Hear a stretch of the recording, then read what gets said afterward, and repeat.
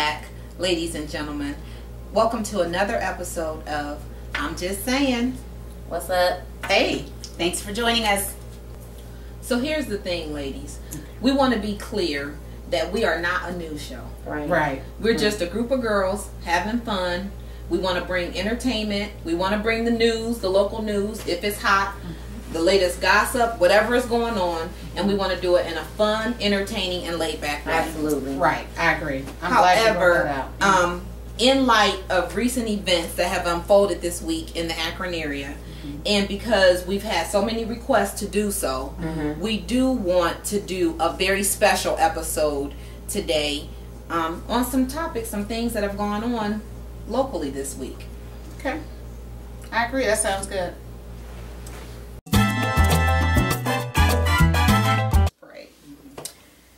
Douglas was released on January 29th.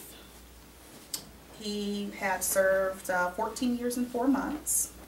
And what I thought was interesting that For what? For murdering, he was convicted for murdering Margot Parade. She was a local doctor, and his wife. They had 2 kids.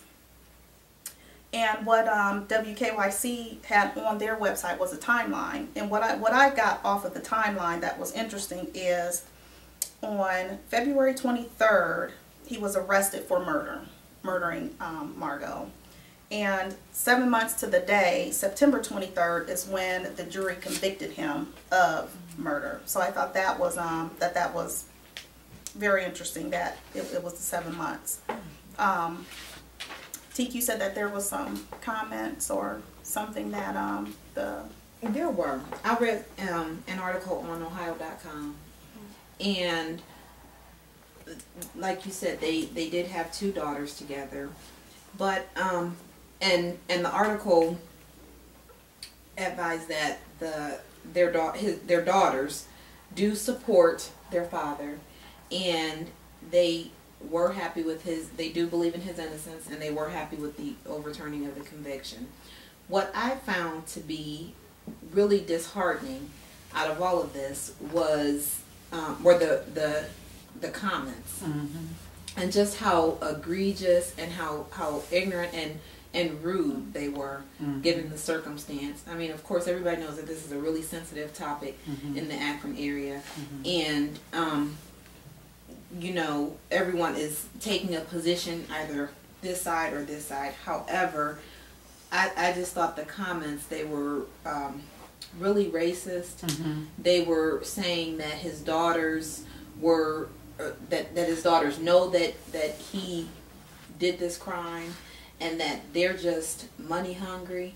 Wow. And they're looking for a handout or a payday now because they know that he's going to sue, and just things that were just, I just thought the comments were just really, really ignorant, and I thought they were really tacky and out of place. And I'm like, whatever the position is and however you feel, let's still have some class here. And be respectful. You know, and be respectful of the family, because either one of 2 things, either he was guilty of something. Obviously, the DNA proved that, you know, he was not convicted of the murder itself. But even if you know, people have their beliefs or their suspicions that he may have had something to do with it or whatever, and if that's the case, then, you know, God have mercy on his soul. If that is not the case, and if he is actually innocent in this, then this poor man has lost 14 years of his life. And so either way, it's just very, very sensitive, and I just think that some of the comments were just horrible and so disrespectful to the family of the deceased, and to him and their children. Right, I agree. It caused a lot at work, which is why we're doing this special episode. But someone at work that, you know, one of the comments from someone that we're pretty cool with at work, she said, well, I don't know if he did it or not, but I know that he was a jerk. Actually, she called him another word, but jerk is the softer version of that. And she said, so he should have served time for something anyway. And I said, well, you know, to my knowledge, there isn't A law about being a jerk. Right. Right. Actually, what she said is he was a bastard. You know, that he was mean, and he may have been those things. That's not for us to decide or to discern. The thing is, this is something that's generated a lot of comment and feeling and emotion, Right. and justifiably so. Yeah. It's something very bad happened to somebody very prominent and beloved in this community.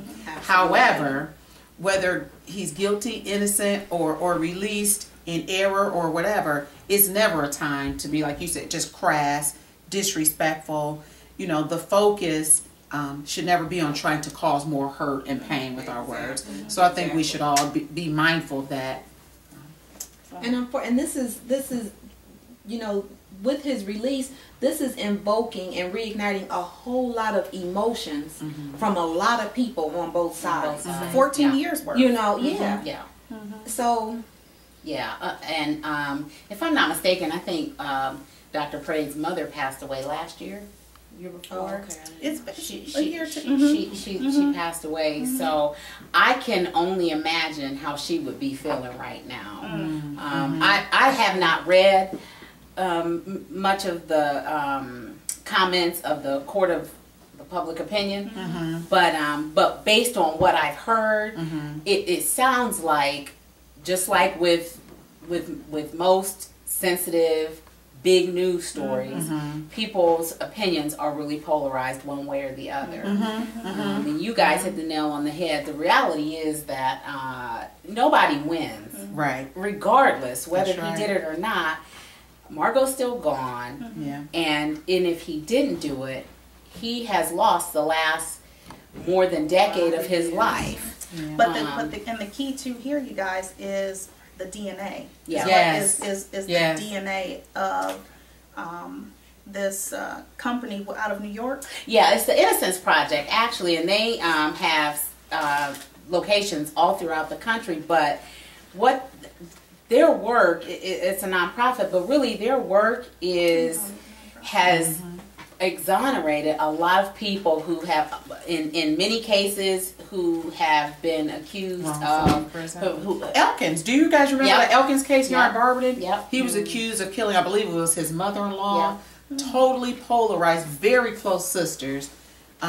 Didn't speak because the one believed in her husband's Yep. innocence and actually fought with the Innocence Project for his release. And he was exonerated based on DNA. But the other sister, even with the DNA, that still was like, how can you be with this man? He was convicted. I don't care what the judge said. So it's very sensitive. But yeah, they but did like you guys were saying, completely, even in that case, completely tore apart families. Yeah. Absolutely. You know, Absolutely. It's sad. Yeah. We'll just have to be prayerful and respectful for everybody involved. I agree. Absolutely. I agree. Absolutely. We can agree on that.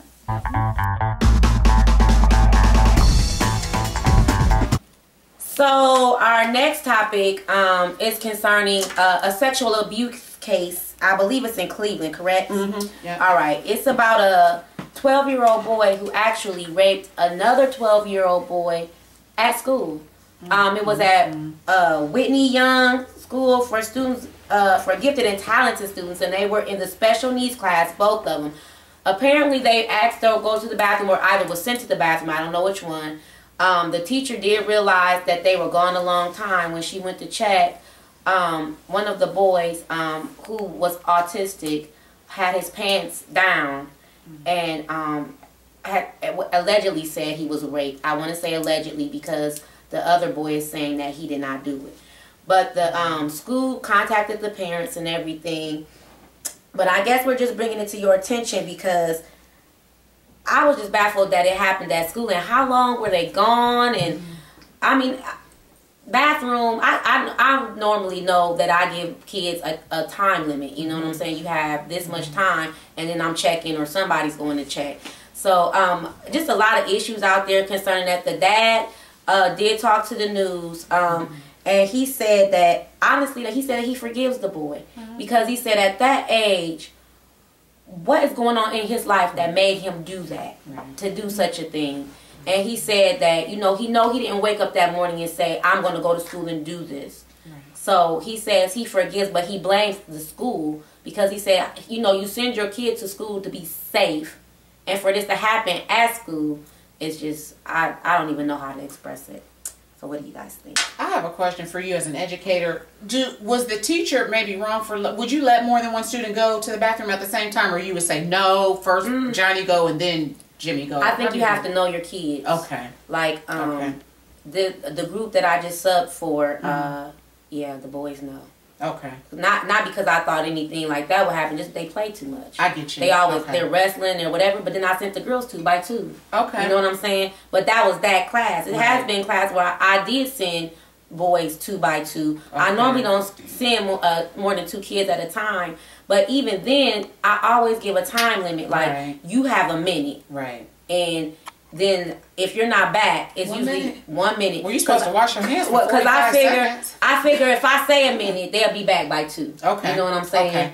If I give them more than that, they're just gonna fool around. Right. So I give them the least amount of time. Go and get back. They know. And then they like, oh, I got a minute. Yeah, they know they're under time limit. And they're not gonna be back by a minute. But I'm looking like, okay, yeah, the timer's set. You know what I'm saying? Okay. So that they go and they're doing what they're supposed to do. But for all that to happen, it had to be some time had to progress. Okay. Long enough for her to have to come in and get them. And what I read is that both of them had their pants down and they were on their knees. I don't know. And when she walked into the bathroom, and that the one boy said that the other boy asked him to have sex. The one that was victimized, or the? Oh wow. Yes. Wow. And honestly, like I said, it's all alleged right now. Nothing has been proven. It did say that the school followed protocol. They immediately contacted both parents, contacted the police department. The boy was removed immediately, taken down to the police station, was released to his parents later. So all that was protocol. But as a parent, anything happening like that, like I'm going up to that school and I'm going crazy almost. Yeah, where does the culpability lie? Because in a situation like that, somebody has to give me some answers. And if the school's response is, we follow protocol, right, who is responsible? Exactly. And it's a hard situation because I know the teacher probably feels horrible. I'm sure. Horrible. And we've had this conversation before. Like with middle schoolers, how much freedom do you give them? Because even in middle schoolers, it could be all kind of issues. The boy-girl issue, because your hormones is going crazy at this time. Right. Do you send them 1 by 1, 2 by 2? It's always that issue. And if I can remember in middle school, was nobody necessarily watching us when we went to the bathroom. We just kind of roamed in and roamed out. And it's not the first time that a situation like this has happened at a school. Right. So then, does that mean we need more security? I don't know. But it's just something to bring to your attention. Okay. To bring this to the light, because it was just crazy to hear it happening in a public place.